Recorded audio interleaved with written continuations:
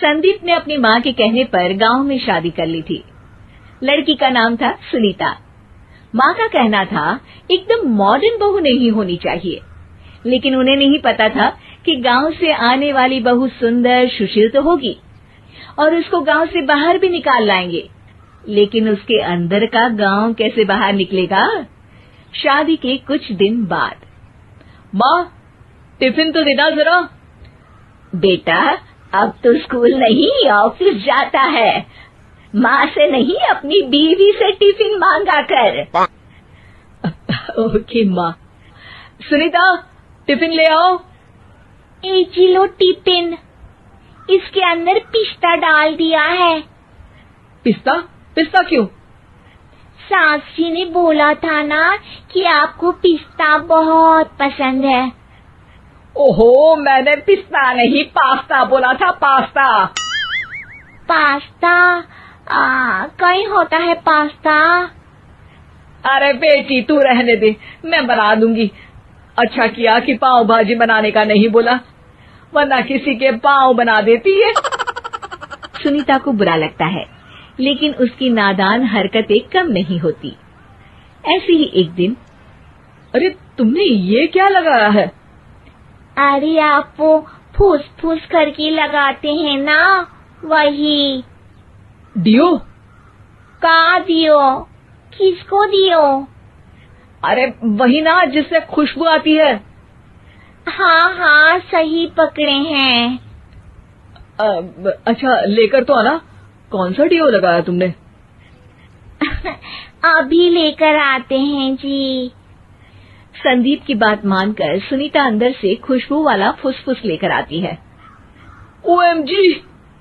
OMG मतलब oh my Ganesh ना। अरे ओएमजी छोड़ो, ये खुशबू वाला फुसफुस की बात कर रही थी तुम? हाँ इसी की, फिर से सही पकड़े हैं। अरे देवी, लेकिन आप सही नहीं पकड़े हैं, ये डियो नहीं है। डियो नहीं है तो क्या लियो है?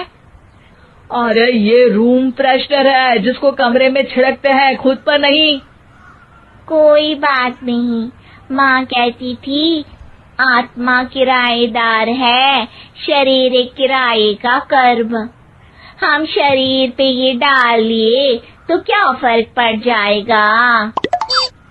अरे बहू, ओ बहू, मेरे लिए फल तो ले आ, फिर मैं बाजार जाऊंगी। सुनीता अपनी सास के लिए फल लेकर आती है। अरे बेटा, पपीता, तरबूज और सेब फल ऐसे कैसे खा लूं? काट कर तो ले आ।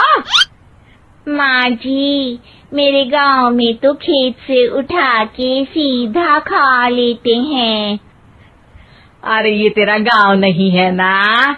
अरे संदीप, तू ही कुछ समझा देना इसको बेटा। मैं कैसे समझाऊं माँ, ये तो माइक्रोवेव को भी भट्टी बोलती है।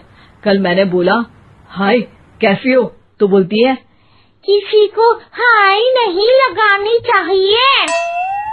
अरे सुनीता, तेरा क्या होगा? अभी तो कैसे बताऊं माँ जी, अभी हम कुछ करेंगे फिर पता चलेगा क्या होगा, लड़का या लड़की। हे भगवान, कहाँ से आ गई ये? रामपुर से जी, आप ही तो लेकर आए थे मुझे। अरे मुझे माफ कर दो। पहले कोई गलती तो करिए जी, आपकी तो सारी गलती माफ कर देंगे हम। हाँ अरे बहू, मेरी बात सुन। फल यानी कि फ्रूट जब भी लाए ना तो काट कर लाना, ठीक है? जी ठीक है माँ जी, फल यानी फ्रूट यानी काट के लाऊंगी। सुनीता रोज ही कोई ऐसी हरकत कर देती जिसकी वजह से उसे घर में दो बातें सुननी पड़ती। एक दिन, माँ, मेरे बॉस घर पर आने वाले हैं शाम को। उनका बर्थडे है, फैमिली साथ नहीं रहती उनके, तो यही पार्टी कर लेंगे। उनको अच्छा लगा तो शायद मेरा प्रमोशन भी हो जाएगा। मैं ना फ्रूट केक लाकर फ्रिज में रख दूंगी और तेरे साथ आज खाना मैं बनाऊंगी, ताकि जब साहब आए तो खाने में कोई गड़बड़ ना हो। शाम को जब सारी तैयारियां हो जाती है, संदीप के साथ बड़े साहब भी घर आते हैं। फ्रूट केक तो ले आना बहू, फिर खाना खाएंगे। अरे इस सब की क्या जरूरत थी, आपने बुलाया वही काफी है। सर, आपका परिवार शहर में नहीं है तो हम ही आपके परिवार जैसे हैं सर। इतने में ही सुनीता फ्रूट केक लेकर आती है और बड़े साहब की टेबल पर रख देती है, और जैसे ही केक के ऊपर का बॉक्स हटाती है, ओह, ये क्या है? केक तो कटा हुआ है। मैं तो ऐसा नहीं लाई थी।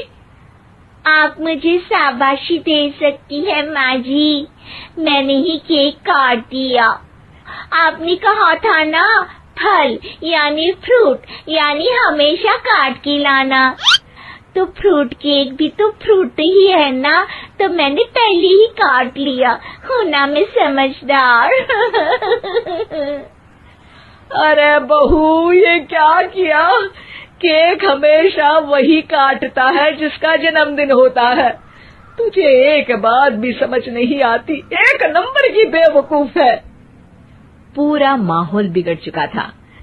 संदीप को लगने लगा था कि साहब उसे प्रमोशन तो दूर की बात है, कहीं डिमोशन ना दे दे, लेकिन साहब बीच में ही बोल पड़ते हैं।